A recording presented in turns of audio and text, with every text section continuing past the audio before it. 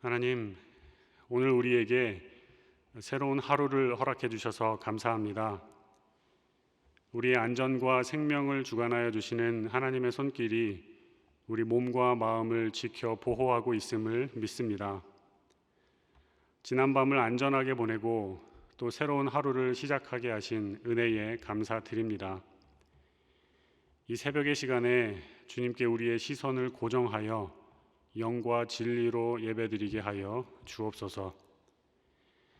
하나님께 예배드리는 모습이 우리 삶의 중심이 되게 하시고 예배자가 되어 매 순간 하나님과 동행할 때 낮의 해와 밤의 달이 우리를 해치 않게 하옵소서. 세상의 어느 곳도 하나님을 예배하러 나아가는 우리 발걸음에 걸림돌이 되지 않도록 인도하여 주옵소서. 온전히 하나님 중심으로 살아가기를 원하오니 우리의 이 모습 이대로 기뻐 받아 주옵소서. 하지만 우리는 연약한 인간이기에 마음에 이런저런 걱정과 근심 그리고 두려움이 있습니다. 세상에는 우리가 도무지 어떻게 할 수 없는 일들이 많이 발생합니다. 전혀 예상하지 못했던 일들로 인해 우리의 번민이 깊어질 때도 있습니다. 우리의 연약한 모습을 긍휼히 여겨주시고 우리 마음의 근심, 걱정과 두려움에도 불구하고 다시금 일으켜 세워주시는 손길을 허락하여 주옵소서. 삶의 자락에서 매 순간 하나님께서 우리와 함께 하심을 신뢰하며 하나님의 인도하심에 민감하게 반응하기 원합니다. 지금 이 순간까지 우리 인생이 지속될 수 있도록 친히 지켜 보호하여 주신 하나님 손길에 감사와 영광 올려드립니다. 우리가 지금 이 자리에 있는 모든 것이 주님의 은혜임을 고백합니다. 우리가 호흡하며 생명을 연장할 수 있는 것도, 우리의 자녀들을 지켜주신 것도, 함께 신앙생활하며 지금 이 순간 앉아 있을 수 있는 것도 다 하나님께서 지켜 보호하여 주셨기 때문에 가능했던 일입니다. 하나님께서 우리에게 허락하시는 은혜에 감사함으로 벅찬 감동으로 살아가는 하루하루가 되게 하여 주옵소서.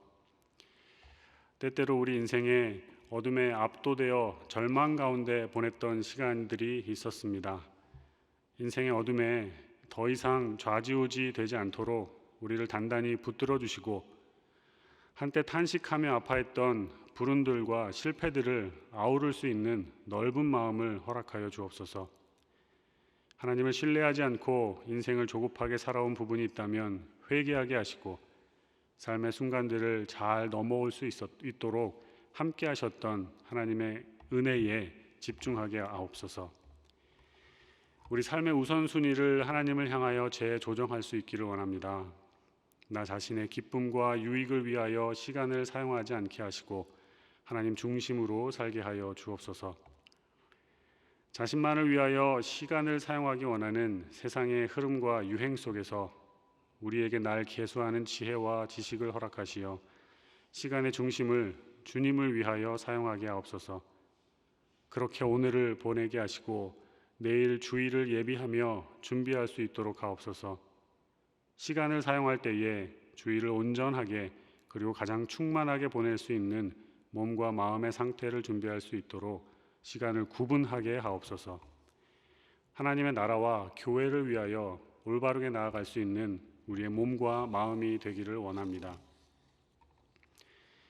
오늘과 다음 주 월요일에 사남선교회가 국내 선교를 다녀옵니다. 시간의 우선순위를 정하여 하나님을 향하여 국내 선교 다녀오고자 하는 사남선교회의 중심을 귀히 여겨 주옵소서. 사남선교회의 섬김과 수고를 통해 지역교회 목회자들과 성도들이 하늘의 위로를 얻을 수 있도록 은혜를 허락하여 주옵소서. 또한 참여하는 모든 분들 주님의 사랑을 깊이 체험하는 시간이 되게 하옵소서. 이동하는 모든 여정을 안전하게 지켜 보호하여 주시고 이 시간을 통하여 사남선교회 회원님들의 마음에 복음의 열정이 또한 타오르게 하여 주옵소서. 내일은 소망교회 45주년 창립 기념 주일입니다. 오늘의 소망교회가 있기까지 이끌어주신 하나님의 사랑과 은혜를 되돌아보며 주님께 감사와 찬송, 영광 올려드리는 시간이기를 원합니다. 교인들 모두가 한마음 한뜻으로 하나님께서 소망교회를 위해 하신 놀라운 일들을 묵상하며 주께 감사하는 시간 보낼 수 있도록 하옵소서. 우리들에게 교회 사랑하는 마음을 더욱 확고히 할 수 있도록 하여 주시고 교회를 교회답게 만들어 가시는 우리 예수님을 더욱 바라보는 시간 되게 하옵소서. 또한 소망교회를 여기까지 이끌어 주셨던 하나님의 손길을 의지함으로 미래를 바라보며 다음 발걸음을 준비할 수 있도록 인도하여 주옵소서. 세상에서 믿음 지니고 살아가기 점점 더 어려워지는 이때에 이 나라와 이 민족을 위하여 소금과 빛의 역할 잘 감당하는 교회 되게 하여 주옵소서. 한국교회와 세계교회를 위해 귀히 쓰임받는 모습 허락하여 주시고 꺼지지 않는 불길과 같은 능력으로 나아가게 하옵소서. 그리고 소망교회가 이 나라 대한민국을 위해 기도하고 섬기는 교회 되게 하시고 세계를 품으며 나아가는 폭이 넓은 교회 되게 하옵소서. 리더로 세우신 담임 목사님의 영육을 간건히 붙들어 주시고 부족함이 없도록 하나님의 지혜와 계시의 정신을 부어 주옵소서. 돕는 손길 많이 허락하여 주셔서 목회와 사역 잘 감당할 수 있도록 하나님 함께하여 주옵소서. 이제 하나님 말씀 듣습니다. 에스겔서를 통해 우리에게 허락하시는 말씀에 유의하고 또 집중하여 잘 듣게 하여 주옵소서. 하나님의 백성을 향한 에스겔 선지자의 목소리를 통해 우리는 과연 어떤 영적인 모습을 지녀야 할지 깨달아 알게 하여 주옵소서. 하나님의 말씀을 듣고자 하는 우리의 마음에 은혜를 허락하여 주실 줄 믿습니다. 감사하며 예수님의 이름으로 기도드립니다. 아멘. 에스겔 16장 44절에서 52절까지의 말씀입니다. 에스겔 16장 44절에서 52절까지의 말씀을 함께 읽겠습니다. 시작. 속담을 말하는 자마다 내게 대하여 속담을 말하기를 어머니가 그러하면 딸도 그러하다 하리라. 너는 그 남편과 자녀를 싫어한 어머니의 딸이요 너는 그 남편과 자녀를 싫어한 형의 동생이로다. 내 어머니는 헷 사람이요 내 아버지는 아모리 사람이며 내 형은 그 딸들과 함께 내 왼쪽에 거주하는 사마리아요 내 아우는 그 딸들과 함께 내 오른쪽에 거주하는 소돔이라. 내가 그들의 행위대로만 행하지 아니하며 그 가증한 대로만 행하지 아니하고 그것을 적게 여겨서 내 모든 행위가 그보다 더욱 부패하였도다. 주 여호와의 말씀이니라.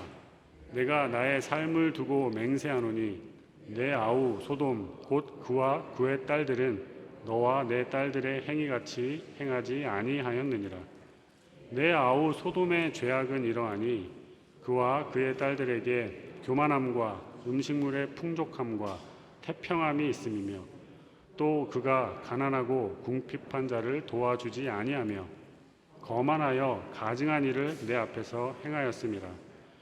그러므로 내가 보고 곧 그들을 없이 하였느니라.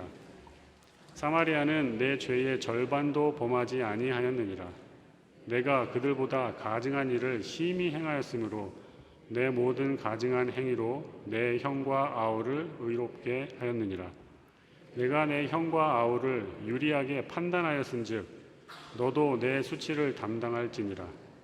내가 그들보다 더욱 가증한 죄를 범함으로 그들이 너보다 의롭게 되었나니 내가 내 형과 아우를 의롭게 하였은즉 너는 놀라며 내 수치를 담당할지니라. 아멘. 에스겔 16장은 이번 주 월요일 그리고 지난주 토요일에 계속해서 묵상했던 말씀입니다.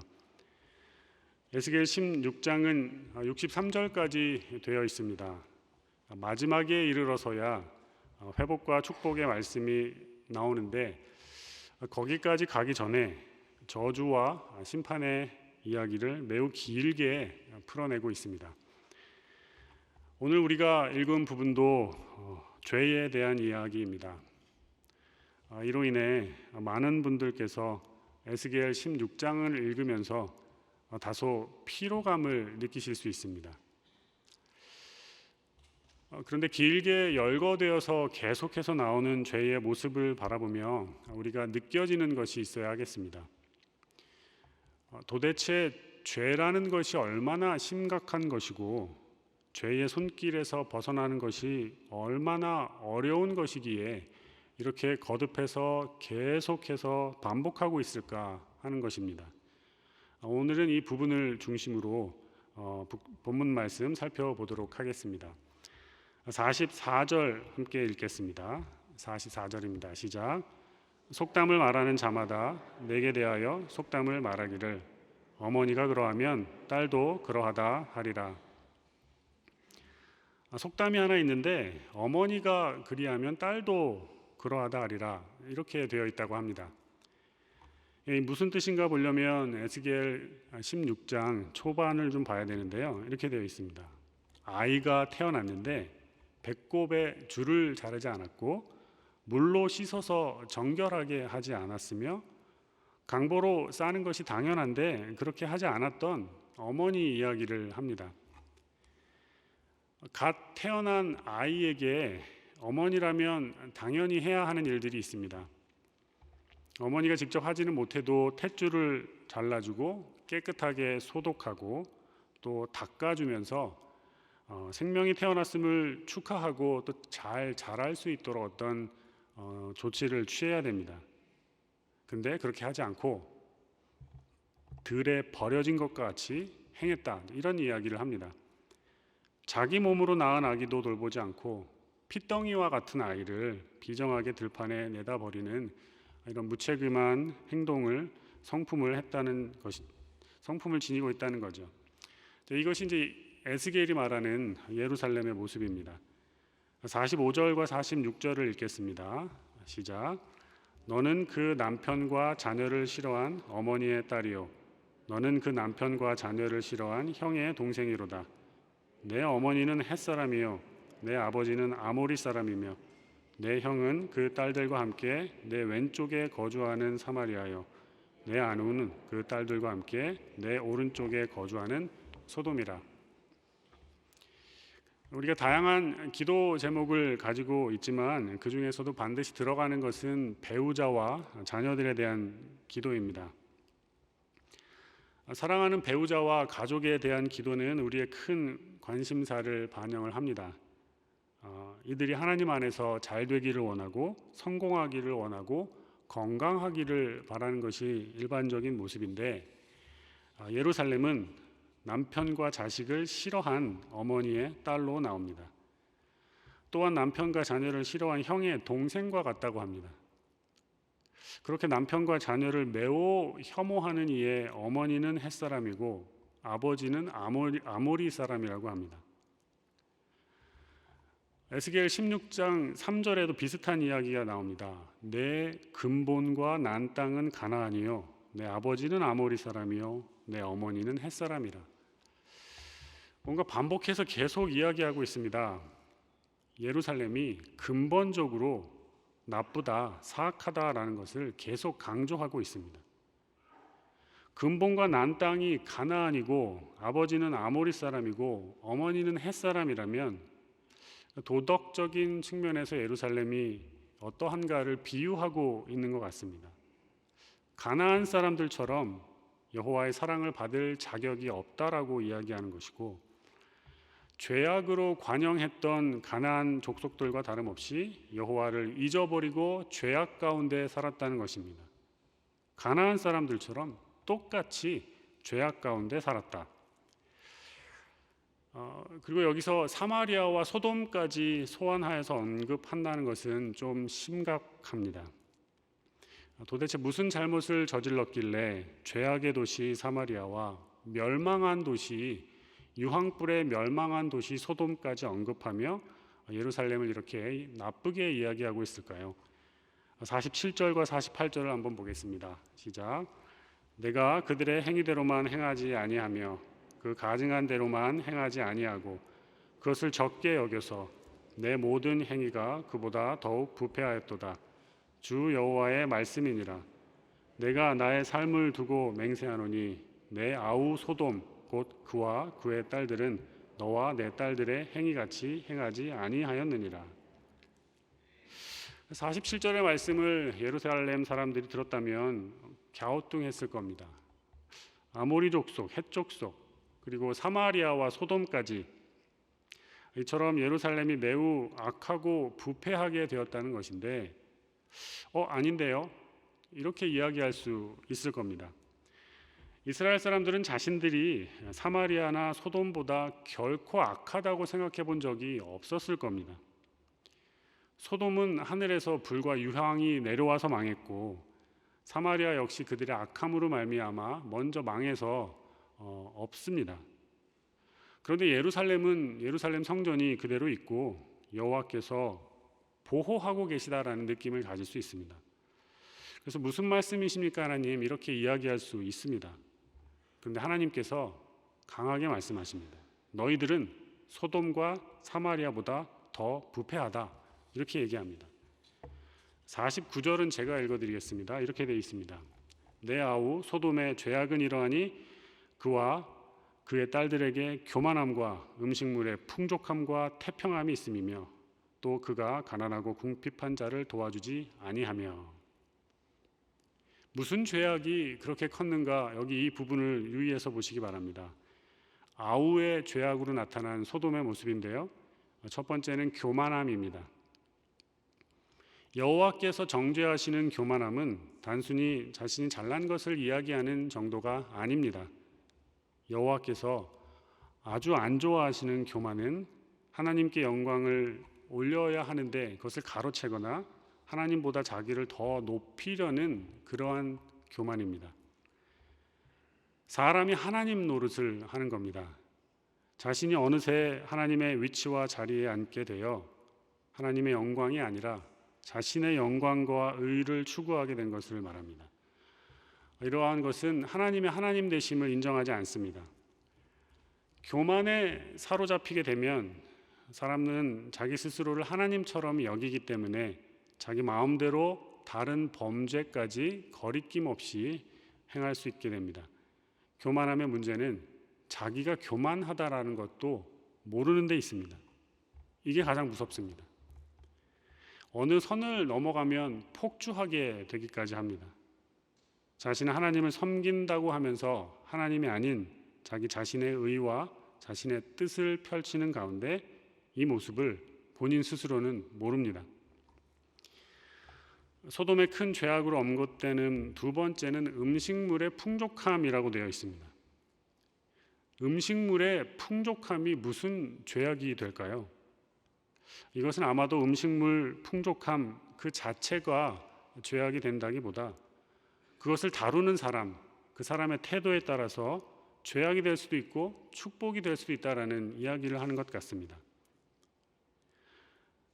예전에는 한 끼만 해결되어도 감사했고 하루하루의 일용할 양식을 위해 간절히 기도했는데 어느덧 풍족하게 되어 이제는 아무 것이나 먹을 수 없게 되었고 대충 끼니 때우는 것을 싫어하게 된 그런 모습이 아닐까 합니다. 개구리가 올챙이적을 생각하지 못한다는 이야기가 여기서 나올 수 있을 것 같습니다.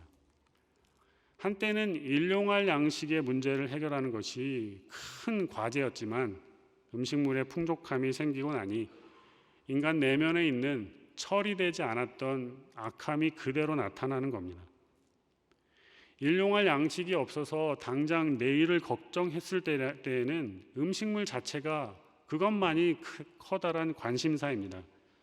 하지만 축복을 받아서 그 부분이 해결되면 숨겨두었던, 그냥 묻어두었던 문제가 드러나게 되는 겁니다. 일용할 양식의 문제에 그동안 매여 있었던 인간 내면의 죄악, 조금 더 자세히 말씀드리면 음식물과 관련해서 탐식과 탐욕에 대한 문제가 나타나게 됩니다. 탐식은 굉장히 많이 먹는 것인데 위장이 견딜 수 있는 최대치의 모습으로 먹습니다.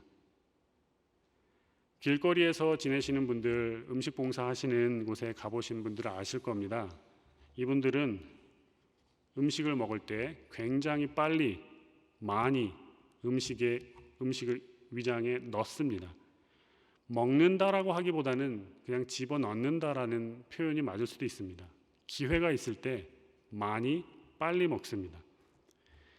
일용할 양식에 문제가 있는 사람들이 보일 수 있는 행동입니다. 하지만 이런 일용할 양식 문제가 해결이 되면 이후에 나타나는 문제가 더 큽니다. 양식의 풍족함이 생긴 이후에는 양식이 없었던 시절에 고통과 고난의 모습이 너무 컸던 모양인지 음식을 쌓아두고 쟁여놓고 계속해서 저장하는 모습으로 나아가게 됩니다. 인간이 자연스럽게 보일 수 있는 악함의 경향입니다. 탐식은 탐욕으로 확장이 되어서 그 범위가 끝을 모르는 정도로 이제 확장을 하게 됩니다. 위장의 크기라는 한계가 있었지만 이제 탐욕으로 넘어가게 되면 아무리 먹어도 배가 부르지 않는 어떤 또 다른 풍족함을 추구하게 됩니다. 음식의 풍족함이라는 것은 얼핏 보면 참 좋아 보이지만 인간 내면의 죄악을 다스릴 수 없는 풍족함이라면, 만족을 모르는 탐욕이라면 문제가 됩니다. 에스겔에서 말씀하는 게 그런 겁니다. 예루살렘은 자신들이 풍족하게 되었을 때 가난하고 궁핍한 사람들을 도와주지 않았습니다. 자기 자신밖에는 몰랐다는 겁니다. 이상합니다. 왜냐하면 광야에서의 기억은 과연 어디로 갔을까요? 탐욕스럽게 이틀치 3일치 만나를 받아서 저장했을 때 썩어서 없어졌습니다. 많이 쌓아놓을 필요가 없었고, 하늘에서 내리는 만나를 받아서 동작이 느린 사람들이나 연약한 사람들에게 나누어 주는 모습이 자연스럽게 연습이 되었을 텐데 그 경험과 그 기억은 어디로 갔을까요?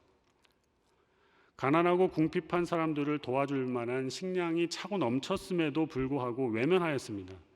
자신들만의 배를 채우고 궁핍한 자들을 소외시켰기에 하나님께서 그 죄를 간과하지 않으십니다. 그리고 분명히 탐욕스러운 행동에는 폭력과 여러 가지 안 좋은 이야기들도 동시에 일어났을 겁니다. 탐욕스러운 일이 발생할 때 충분히 추측해 볼 수 있는 내용입니다. 세 번째로 나오는 것은 태평함입니다.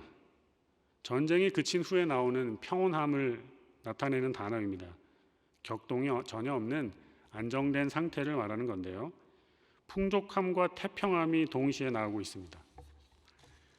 이러한 평온함은 겉으로 보기에는 멀쩡해 보이지만 사실 하나님과 평화가 이루어지지 않은 가운데 자신들이 탐욕스럽게 쌓아놓은 부를 향유하며 누리는 평온함입니다. 평온하지만 일시적이고 결정적으로 그 안에 하나님이 없습니다. 옛날 소돔의 모습을 떠올려 보시기 바랍니다. 소돔은 성적으로 극심하게 타락했고 사회적으로 불의가 극성을 부렸으며 악한 자들이 억압을 당하는, 약한 자들이 악한 자들에 의해서 억압을 당하는 그런 모습이었습니다. 그런 모습이 사회에 분명히 일어나고 있는데 살짝 옆에 두고 평온함을 누렸다고 합니다. 그러니 죄악입니다. 문제는 소돔은 하나님을 알지 못하는 상황에서 이러한 죄를 범했지만 예루살렘은 하나님을 알면서 이러한 죄를 범했다는 데 있습니다. 47절에 내 모든 행위가 그보다 더욱 부패하였도다 말씀하시는 이유가 그렇습니다. 하나님을 알면서도 소돔에서 일어난 그 모든 것들을 예루살렘이 하고 있습니다. 그렇다면 매우 참담해집니다. 그래서 길게 계속해서 열거하면서 네 죄악이 이러하다 하나님께서 말씀하시는 이유입니다.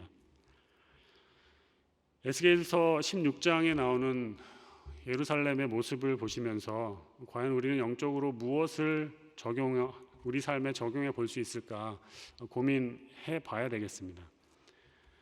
이러한 모습은 오늘날 우리의 모습과 전혀 상관이 없다라고 말할 수 없습니다. 우리도 연약한 인간이어서 한순간에 죄된 모습으로 넘어갈 수 있습니다. 우리도 올챙이적 생각 못할 수 있습니다. 때문에 마음이 무거워지고 머리가 아파오는 이런 무게감과 아픔이 있어도 오늘 본문 말씀을 유의해서 보고 또 우리의 인생에도 적용해 봐야 되겠습니다. 무게감이 굉장히 크게 느껴지는 죄의 모습 속에서 인간의 연약함을 똑바로 인식할 수 있는 모습이 우리에게 있기를 바랍니다. 그래서 결정적으로 우리는 하나님의 은혜를 앙망하고 사모할 수밖에 없구나. 우리에게는 선한 것이 하나도 없구나. 확인할 수 있는 계기를 삼았으면 좋겠습니다. 우리의 죄와 허물을 깨끗게 하여 주시고 그것을 우리를 의인으로 만들어 주시는 주님의 은혜는 도대체 얼마나 큰 것인지 느끼며 나아갈 수 있는 모습이 되기를 바랍니다. 우리의 죄된 경향성, 우리에게서 발견할 수 있는 소돔의 모습, 우리에게서도 발견할 수 있습니다. 그래서 우리는 더욱 주님의 은혜를 향하여 나아갈 수밖에 없습니다. 의지적으로 노력해야 됩니다. 그것이 살 길입니다. 하나님의 은혜만이 우리를 사람답게 만들어줍니다. 함께 기도하겠습니다. 하늘에 계신 우리 아버지, 아버지의 이름을 거룩하게 하시며 아버지의 나라가 오게 하시며 아버지의 뜻이 하늘에서와 같이 땅에서도 이루어지게 하소서. 오늘 우리에게 일용할 양식을 주시고 우리가 우리에게 잘못한 사람을 용서하여 준 것 같이 우리 죄를 용서하여 주시고 우리를 시험에 빠지지 않게 하시고 악에서 구하소서. 나라와 권능과 영광이 영원히 아버지의 것입니다. 아멘.